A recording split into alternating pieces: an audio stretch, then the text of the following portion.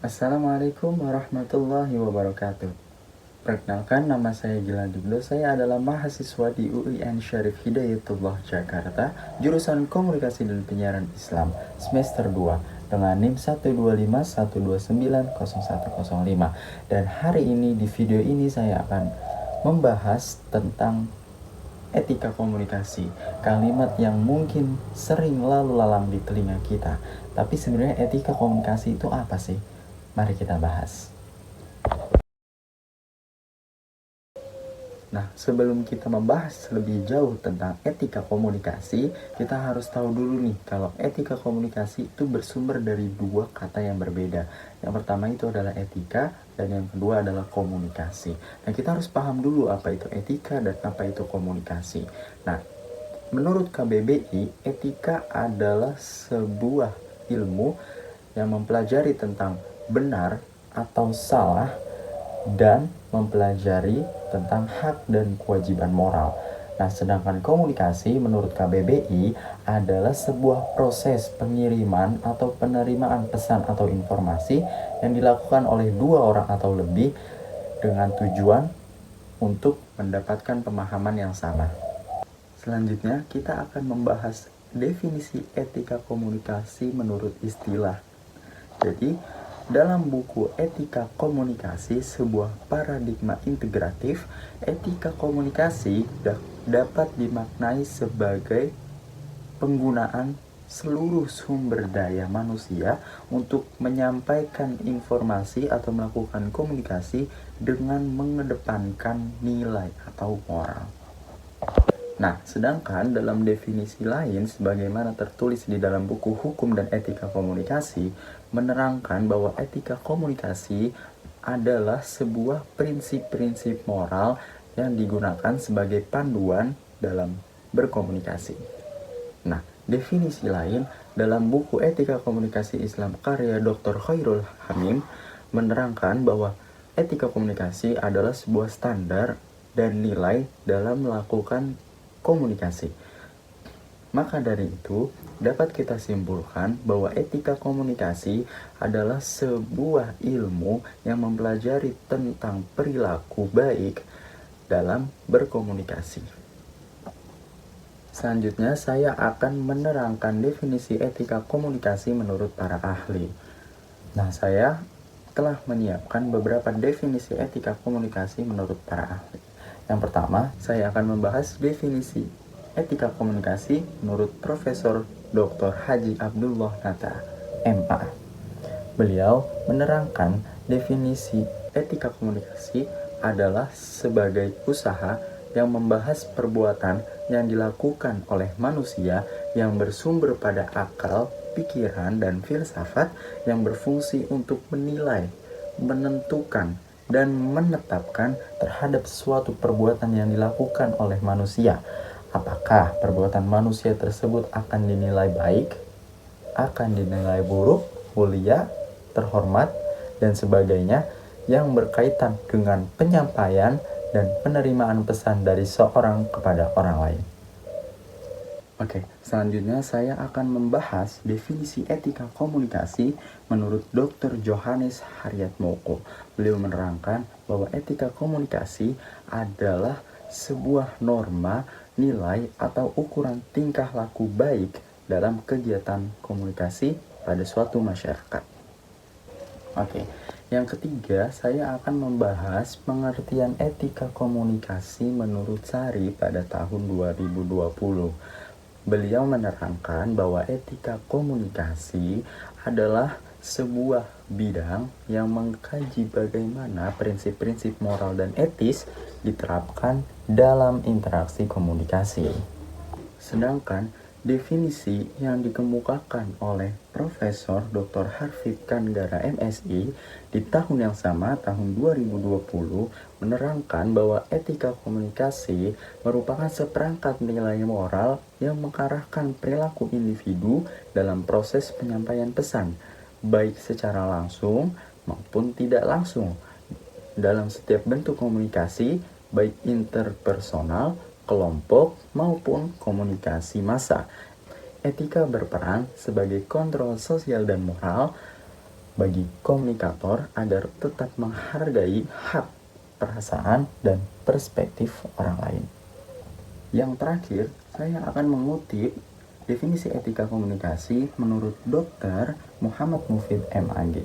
Dalam bukunya, beliau menerangkan bahwa etika komunikasi adalah cara untuk mencoba mengelaborasi standar etis yang digunakan oleh komunikator dan komunikan. Jadi, kesimpulannya, etika komunikasi adalah ilmu yang mempelajari tentang bagaimana cara seseorang dapat melakukan kegiatan komunikasi di lingkungan sosial dengan tetap mengedepankan moral, adab, dan tanggung jawab agar pesan yang disampaikan dapat diterima dan dipahami dengan baik dengan tetap menghargai dan menghormati orang lain. Setelah kita memahami definisi dari etika komunikasi secara bahasa, secara istilah, dan menurut para ahli, selanjutnya saya akan membahas beberapa contoh implementasi dari etika komunikasi. Nah, untuk membahas ini, kita perlu untuk membaginya menjadi dua. Implementasi etika komunikasi dari sudut pandang komunikator atau pengirim pesan, dan dari sudut pandang komunikan atau penerima pesan. Nah, yang pertama saya akan membahas bentuk etika komunikasi dari sudut pandang komunikator atau pengirim pesan. Ada dua hal yang perlu diperhatikan dalam mengirimkan pesan, dan ini merupakan etika dalam berkomunikasi. Yang pertama adalah memahami komunikan atau memahami orang yang kita ajak bicara.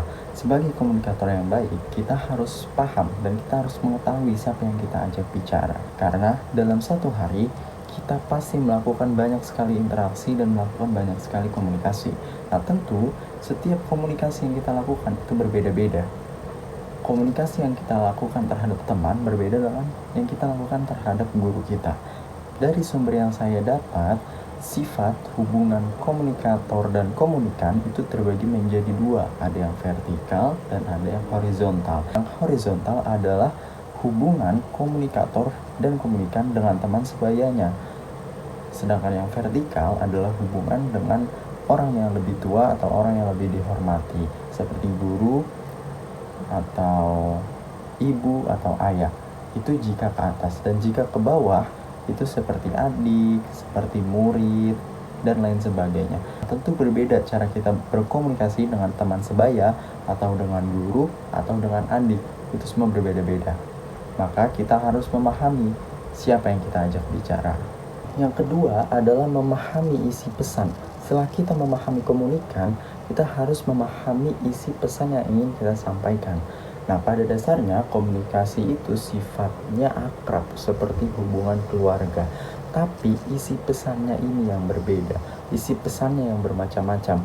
Ada yang pesannya itu berisi tentang sebuah solusi, ada yang bersifat opini, ada juga yang berfungsi untuk merubah perilaku seseorang.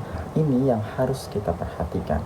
Di samping itu, kita juga harus memahami pesan ini untuk siapa, kegunaan bagi dia apa, manfaat baginya apa. Kita harus memahami itu. Jangan sampai kita mengirimkan pesan atau kita menyampaikan pesan atau informasi kepada seseorang yang orang itu tidak membutuhkannya atau tidak penting bagi orang tersebut. Nah, selanjutnya saya akan membahas etika komunikasi dari sudut pandang komunikan atau dari sudut pandang pendengar. Nah, bukan hanya komunikator yang harus beretika dalam berkomunikasi, akan tapi komunikan atau pendengar itu juga harus memiliki etika dalam mendengarkan. Saya akan menyampaikan beberapa poin yang relevan bagi kita atau yang sering kita sepelekan dalam mendengarkan.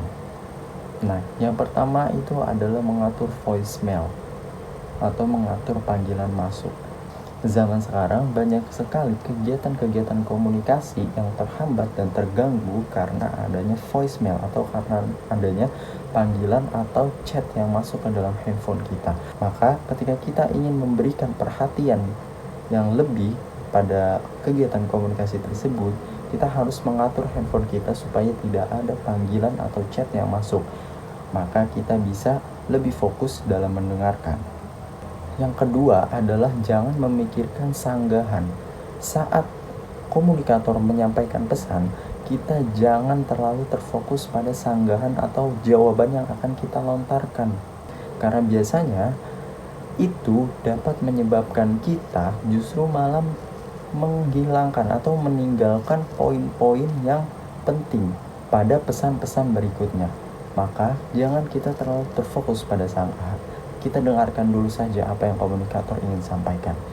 Nah, yang ketiga, menjadi pendengar yang memiliki empati. Jangan hanya menjadi pendengar yang memiliki simpati. Kalau kita ingin memberikan perhatian lebih pada aktivitas komunikasi, kita harus menjadi pendengar yang memiliki empati, yang bisa merasakan apa yang dirasakan komunikator, sehingga kita bisa menyampaikan feedback atau balasan atau jawaban yang sesuai. Kenapa bisa begitu? Karena kita merasakan apa yang dirasakan oleh komunikator, maka kita tahu apa yang harus kita lakukan. Seperti itu, teman-teman. Baik, selanjutnya setelah kita memahami apa itu definisi dari etika komunikasi dan kita juga tahu bentuk implementasinya, yang terakhir adalah kita harus tahu pentingnya etika komunikasi. Kita harus memahami mengapa etika komunikasi itu penting. Etika dalam berkomunikasi menjadi sangat penting karena etika adalah sebagai landasan dalam kegiatan komunikasi agar komunikasi yang dilakukan menjadi efektif, bermoral, dan bermakna. Nah, etika komunikasi ini adalah pedoman yang digunakan dalam kegiatan komunikasi untuk memastikan bahwa aktivitas atau kegiatan komunikasi yang dilakukan itu dilakukan dengan cara menghormati dan menghargai orang lain dan dengan bertanggung jawab terhadap pesan yang disampaikan. Seperti itu. Mungkin ini saja yang dapat saya sampaikan pada video hari ini. Kurang lebihnya mohon maaf. Wassalamualaikum warahmatullahi wabarakatuh.